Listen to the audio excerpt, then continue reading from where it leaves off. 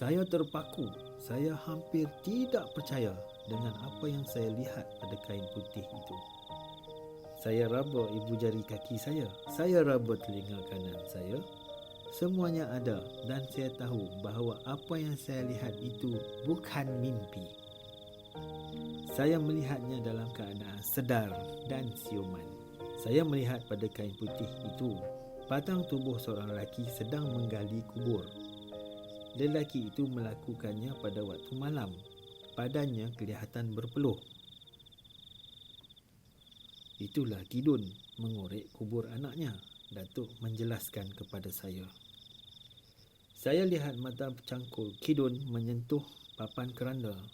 Kidun meletakkan cangkul ke tepi lalu menyapu peluh dahinya sebentar. Kidun mengambil sebatang besi lalu mencungkil papan keranda. Bau busuk membuat dia hampir-hampir muntah. Kidun tidak peduli semuanya itu. Dia turun ke dalam lubang kubur. Dia menatang mayat anaknya keluar dari dalam kubur.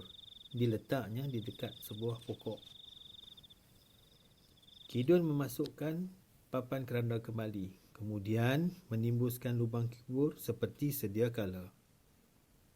Kidun masukkan mayat anaknya ke dalam guni plastik berwarna hijau. Dia memikul cangkul dan besi di bahu kiri. Tangan kanannya menjinjing mayat anaknya macam menjinjing ikan di pasar. Sampai di rumah, Kidun membuka kain papan anaknya. Mayat anaknya diletakkan atas para yang sudah siap terlebih dahulu. Dia membasuh mayat anaknya dalam baldi besar. Air basuh mayat tu diambil dari 7 kuala anak sungai, beritahu Datuk pada saya. Saya angguk.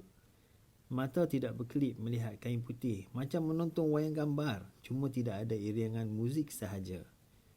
Datuk hanya menerangkan sekali saja kepada saya. Anehnya Datuk tidak melihat apa yang terjadi pada kain putih. Kedua matanya terpejam rapat seperti orang sedang tidur. Dengkur nafasnya macam orang yang sedang tidur lena. Ketika itu, saya seperti tidak berada di dalam pondok. Saya berada di satu tempat asing, sungguh sunyi, sungguh sepi sekali. Air itu pula diambil ketika remang-remang senja bersama bunyi gagak, ujar Datuk. Saya lihat Kidun membuka semua pakaian di badan. Dia sudah bertelanjang bulat. 7 bunga yang berlainan warna dimasukkannya ke dalam baldi. Selesai membandikan mayat anaknya, Kidun merenjiskan pula dengan air sebanyak 7 kali. Mulutnya membaca sesuatu. Kidun membasuh muka dan meminum air yang telah digunakan membasuh mayat anaknya tadi. Saya perhatikan Kidun melakukan semua itu dengan teliti sekali. Setitik air pun tidak jatuh ke atas lantai. Mayat anaknya diletak di atas para. Kidun mengambil air mayat anaknya dan disiramkan ke kepalanya dari kepalanya hingga ke hujung kaki. Selesai dengan tugas itu, Kidun melumurkan mayat anaknya dengan abu dapur dan minyak kelapa. Mayat anaknya itu dibawa masuk ke dalam satu bilik. Di situ sudah tersedia sebuah salai tergantung. Mayat anaknya diletakkan atas salai tersebut dan ditutup dengan kulit kambing. Kidun keluar dari kamar itu. Masuk semula dengan membawa zinc buruk. Zinc itu diletakkan di bawah salai. Atas zinc itu ditaruh kayu-kayu arang dan habuk-habuk papan. Dan Kidun menyalakan api. Bila kayu arang sudah menjadi bara, barulah dia beredar. Mayat itu disalai selama 44 hari dan Kidun terpaksa berpuasa selama 7 hari 7 malam. Amalan itu dikenali dengan nama puasa Pati Geni. Datuk membisikkan ke telinga saya. Di kain putih itu saya lihat Kidun duduk dengan meletakkan kedua belah tangannya atas lutut kiri dan kanan. Dia membilang biji tasbih. Menurut Datuk, pekerjaan itu dilakukan tanpa diketahui oleh sesiapa pun. Selepas menjalani puasa 7 hari, barulah Kidun keluar rumah membuat pekerjaan biasanya seperti menoreh getah di kebun Haji Ahmad Alam Shah. Bila mayat bayi itu sudah cukup disalai selama 44 hari, Kidon pun mencari dan menyediakan manisan lebah, pisang emas dan pisang embun. Kidon juga menyediakan sebuah katil lengkap dengan cadar dan bantal untuk seorang bayi. Waktu tengah malam, mayat itu pun diturunkan dari tempat salai. Panjangnya cuma jengkal dan besar lebih kurang sama besar dengan anak berusia 2 tahun. Sambil memangku bayinya di tangan kiri, Kidon membasahkan tubuhnya dengan air dengan tangan kanan. Dia terus berbisik dengan tenang ke telinga anaknya dengan kalimat-kalimat begini. Dengarlah anakku, perasaan dan hatimu bersatu denganku, dua tubuh satu harapanku. Kaulah yang mengerjakan 7 lapis bumi, 7 lapis langit. Bersatu di Bukit Kaf, bersemadi dalam diri kita. Selesai Kidon membisikkan kalimat itu pada telinga anaknya, dia menarik nafas panjang-panjang. Kemudian bibir bayi yang kering itu ditiupkannya. Dia melakukan ini selama 7 pagi dan 7 malam. Mayat bayi kering itu diletakkan ke tempat tidur dengan bertemankan lampu yang terus menyala selama 24 jam. Kidon yang berbadan kurus itu bertambah kurus kerana kurang tidur. Tapi dia merasa puas. Dalam tempoh beberapa hari lagi, mayat anaknya itu akan dapat digunakan untuk mencari harta orang kampung.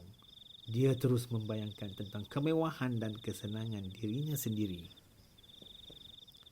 Masa yang ditunggu pun tiba. Kidon masuk ke dalam bilik bayi yang disalainya itu. Dia mencium ubun-ubun bayi itu.